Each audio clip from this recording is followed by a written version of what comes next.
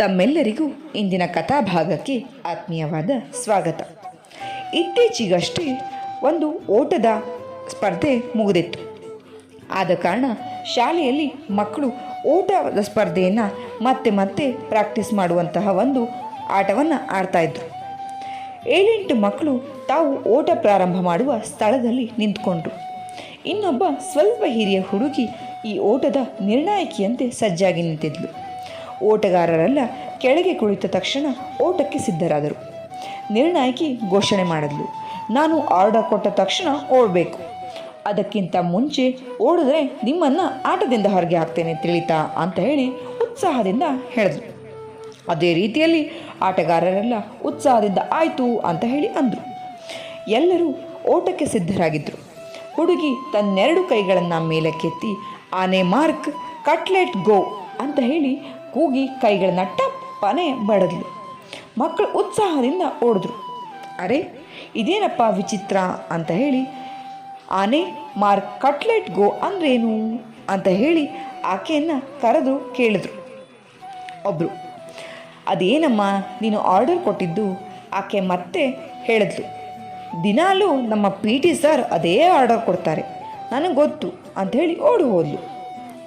ಆಗ PT ಮಾಸ್ಟರ್ನ ಆ ಹಿರಿಯರು ಕೇಳ್ತಾರೆ, ಅದೇನ್ರಿ ಕಟ್ಲೆಟ್ಟು ಆನೆ ಮಾರ್ಕ್ ಆರ್ಡರ್ ಅಂತ ಹೇಳಿ ನಕ್ಕು. ಇಲ್ಲ ಸರ್, ಆ ಆರ್ಡರ್ ಇರೋದು on your mark get set go ಅಂತ ಹೇಳಿ. ಮಕ್ಕಳಿಗೆ ಸರಿಯಾಗಿ ಅರ್ಥವಾಗೋದಿಲ್ವಲ್ಲ, ಅದಕ್ಕೆ ಏನೇನೋ ಹೇಳ್ತಾರೆ ಅಂತ ಹೇಳಿ PT ಮಾಸ್ಟರ್ ಹೇಳಿದ್ರು. ಓಡಿದ ಮಕ್ಕಳಿಗೆ ಆರ್ಡರ್ನ ಅರ್ಥ ಆಗಿರಲಿಲ್ಲ, ಆದರೆ ಆರ್ಡರ್ ಅರ್ಥ ಆಗಿತ್ತು ಅಂತಲೇ ಅವರು ತಕ್ಷಣ ಓಡಿದ್ದು. ಒಂದು ಅತ್ಯುತ್ತಮ ಕಾವ್ಯ ಸಂಪೂರ್ಣವಾಗಿ ಅರ್ಥವಾಗುವ ಮೊದಲೇ ಮನಸ್ಸನ್ನು ಮುಟ್ಟಿರ್ತದೆ. ಮಕ್ಕಳ ಮಾತು ಹಾಗೆ. ಸಣ್ಣ ಮಕ್ಕಳು ಬಂದು ಸೇರಿದಾಗ ಗಮನಿಸಬೇಕು. ಅದರಲ್ಲೂ ಬೇರೆ ಬೇರೆ ಭಾಷೆ ಮಾತನಾಡುವ ಮಕ್ಕಳು ಸೇರಿದಾಗ ಹೇಗೆ ಮಾತನಾಡ್ತಾರೆ? ಒಬ್ಬರಿಗೆ ಮತ್ತೊಬ್ಬರು ಭಾಷೆ ಅರ್ಥ ಆಗೋದಿಲ್ಲ, ಆದರೆ ಇನ್ನೊಬ್ಬರ ಜೊತೆ ಮಾತಿನ ವಿಷಯ ಗೊತ್ತಾಗದೇ ಇದ್ದರೂ ಇಡೀ ದಿನ ಮಾತನಾಡ್ತಾನೆ ಇರ್ತಾರೆ, ಸಂತೋಷ ಪಡ್ತಾರೆ.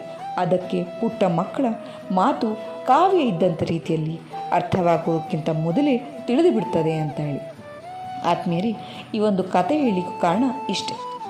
ಮುಗ್ಧ ಮನುಷ್ಯರು ಕೂಡ ಹಾಗೆ, ಮಾತನ್ನು ಅರ್ಥ ಮಾಡ್ಕೊಳ್ಳೋದೇ ಇದ್ದರೂ ಕೂಡ ಅದರ ಭಾವನೆಯನ್ನು ಅರ್ಥ ಮಾಡ್ಕೊಳ್ತಾರೆ. ದುರ್ದೈವ ಅಂದರೆ ನಮ್ಮ ನವನಾಗರಿಕ ಸಮಾಜದಲ್ಲಿ ನಮ್ಮ ಪದಗಳ ಅರ್ಥ ಆಗುತ್ತೆ, ಆದರೆ ಮನಸ್ಸು ತಿಳಿಯೋದಿಲ್ಲ. ಶಬ್ದಗಳ ಅರ್ಥಕ್ಕಿಂತ ಅವುಗಳ ಹಿಂದಿನ ಭಾವ ತಿಳಿದರೆ ಜಗತ್ತು ಸುಂದರವಾಗಿ ಇರ್ತದೆ. ಅದಕ್ಕೆ ನಾವು ಕೂಡ ಮುಗ್ಧರಾದರೂ ಆಗಬೇಕು, ಅಥವಾ ಮಕ್ಕಳ ರೀತಿಯಲ್ಲೂ ಕೂಡ ಆಗಬೇಕು ಅಂತ ಹೇಳಲಿಕ್ಕೆ ಈ ಒಂದು ಸುಂದರವಾದ ಕಥೆಯನ್ನು ಹೇಳಿದೆ. ಬಹುಶಃ ಈ ಕತೆ ನಿಮಗೆ ಅರ್ಥ ಆಗಿದೆ, ಮೆಚ್ಚುಗೆ ಆಗಿದೆ ಅಂತ ಹೇಳಿ ಭಾವಿಸಿದ್ದೀನಿ. ಕೇಳಿದ್ದಕ್ಕೆ ಧನ್ಯವಾದ.